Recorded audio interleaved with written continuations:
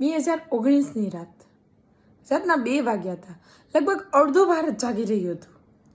કોઈ world cup, કોઈ match જોવા માટે નહીં, પણ ટીવી પર એક ન સમજાય એવો ગ્રાફ જોવા માટે.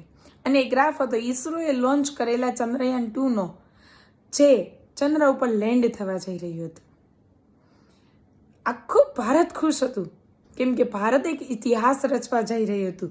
જો ચંદ્રયાન 2નું લેન્ડિંગ સફળતાપૂર્વક થઈ જાય ને, તો ભારતનો વિશ્વમાં ડંકો વાગી જવાનો હતો. પણ કોઈ ટેકનિકલ ખામીના કારણે એ લેન્ડિંગ સક્સેસફુલ ના રહ્યું. બધા દુઃખી થયા. વૈજ્ઞાનિકોની ટીમ શ્રેષ્ઠમાં શ્રેષ્ઠ ભારતની ટીમ હતી. કરોડો રૂપિયા ખર્ચાયા હતા. અને વૈજ્ઞાનિકોએ આપેલો સમયની તો કોઈ કિંમત ના હોય, છતાં પણ નિષ્ફળતા મળી.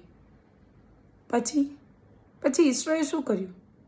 તો 2023માં સફળતાપૂર્વક ચંદ્રયાન 3 લોન્ચ પણ કર્યું અને લેન્ડ પણ કર્યું. અને ભારતે ઇતિહાસ રચી દીધો. જો ઈસરો જેવી શ્રેષ્ઠ કંપનીને પણ ફેલિયરનો સામનો કરવો પડતો હોય, તો આપણે તો સામાન્ય માણસ છીએ.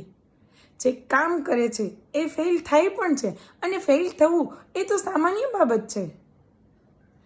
આપણે કોઈ ઓફિસમાં કામ કરતા હોય, કોઈ પ્રોજેક્ટ પર કામ કરતા હોય, તો આપણે એટલું બધું ટેન્શન લઈએ છીએ ને કે જો આ પ્રોજેક્ટ ફેલ થશે ને તો મારી લાઈફ પૂરી થઈ જશે, હવે પાછળ કંઈ જ નહીં વધે. એવું હોતું જ નથી.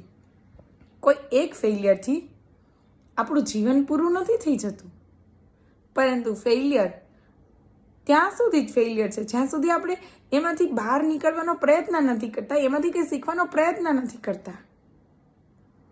જીવન છે ને એ બહુ કિંમતી છે.